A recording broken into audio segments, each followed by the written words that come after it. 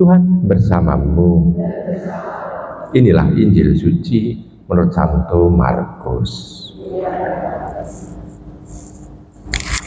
Pada suatu hari Sabat, Yesus berjalan di ladang gandum. Dan sementara berjalan, murid-muridnya memetik bulir gandum.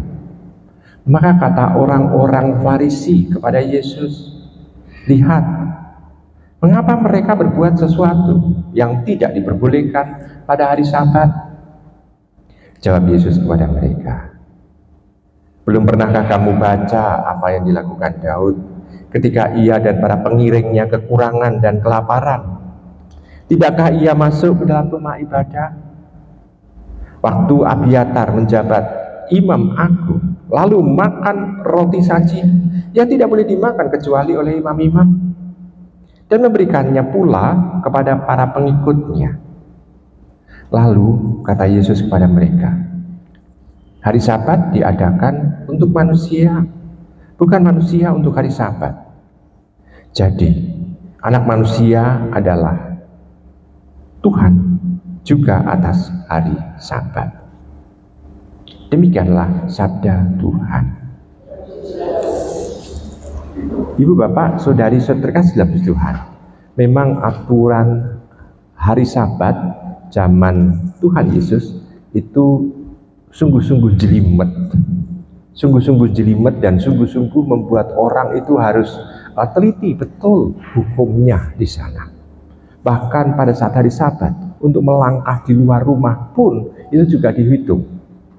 Jadi tidak bisa melewati berapa rumah begitu. Jadi tidak bisa bepergian jauh, hanya kelinteran di situ aja. Dan bukan hanya itu, juga soal pekerjaan-pekerjaan. Dan kalau kita melihat zaman sekarang pun itu, misalnya kalau satu lift bersama dengan orang Yahudi dan dia masih beragama Yahudi yang sungguh taat, dia tidak bisa yang namanya mencet liftnya itu. Bahkan untuk menghidupkan lampu skaklar pun itu juga kadang-kala ada hukumnya. Jelimet memang. Dan kita bisa melihat kenapa ada dibuat hukum seperti itu. Kadang-kala kita harus bertanya, kenapa dibuat hukum seperti itu? Mengapa malah hukumnya mempersulit kehidupan manusia? Seolah-olah. Nah, orang tidak boleh langsung menyalahkan hukumnya, tetapi orang harus tahu untuk apa sih hukum itu dibuat. Hukum itu dibuat karena Allah menghendaki supaya orang itu sungguh-sungguh tidak hanya menghargai apa yang sudah dianugerahkan Tuhan kepada mereka, tapi juga menghargai alam pertama, juga menghargai sesama manusia, lalu fokus melulu kepada Allah. Dan itu sebetulnya, apakah orang menjadi fokus kepada Allah? Coba kita bayangkan, orang yang mengadili Tuhan Yesus, walaupun itu tidak dalam rupa pengadilan, tetapi mendakwa Tuhan Yesus. Kenapa kok kamu melakukan hal-hal yang tidak boleh diperlakukan dalam hari-hari Sabat? Bukankah dia itu sudah berani untuk mengadili? Dengan berani mengadili berarti fokus dia bukan kepada Allah, tapi fokus dia seolah-olah menjadi polisi yang selalu mau untuk supaya aturan berjalan dengan baik, dan matanya itu jelalatannya kepada orang lain, mau mengadili orang lain. Nah, di sini kita bisa melihat bahwa Tuhan mau menghendaki supaya kalau kita memang konsekuen dengan hari Sabat, fokusnya ya kepada Allah. Kalau fokus kepada Allah, maka orang akan melihat bahwa Allah yang ditunggu-tunggu dan yang didatangi tempat ibadahnya pasti akan memberikan kebaikan-kebaikan. Berarti fokusnya kalau selain kepada Allah juga kepada kebaikan-kebaikan. Dan kebaikan-kebaikan itu adalah dalam tanda kutip seolah-olah menjadi wakil kehadiran Allah yang bisa dirasakan oleh manusia.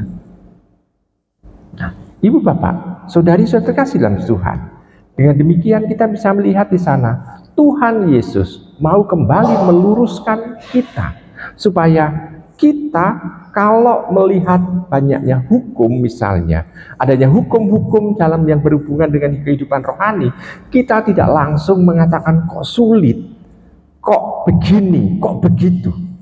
Kita harus tahu akar dibalik itu, rumusan-rumusan hukum itu, sehingga kita nantinya akan mampu untuk bisa tidak hanya sekedar melakukan aturan-aturan itu, tetapi kita bisa melakukan apa yang dikehendaki tujuan utama dari hukum.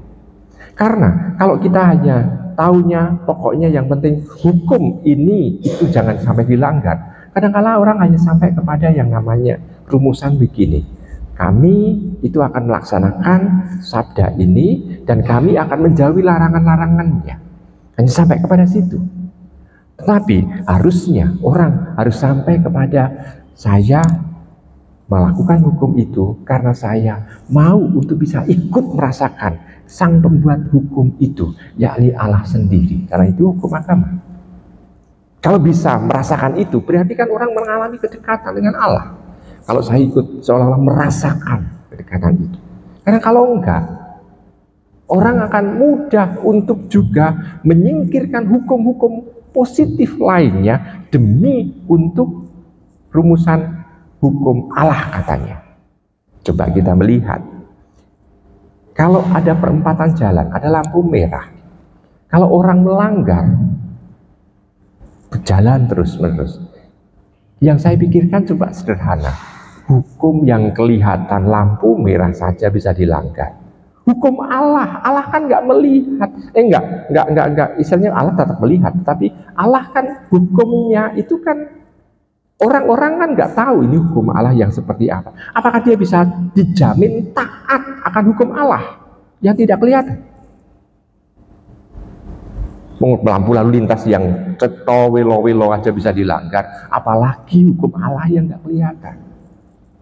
Maka kita bisa melihat sikap-sikap ketaatan kita kepada Allah diperlihatkan juga dengan sikap-sikap kita dalam dunia hal yang ada. Maka di situ kita bisa melihat bahwa kalau orang hanya sekedar memperlakukan ini sebagai hukum tanpa embel-embel yang lain, maka dia hanya sekedar melakukan aja. Hukum hanya dibutuhkan kalau hukum itu membela dia. Kalau hukumnya tidak membela dia, seolah-olah gampang dia untuk meremehkan hukum juga. Kadang-kala sikap-sikap orang zaman sekarang seperti itu.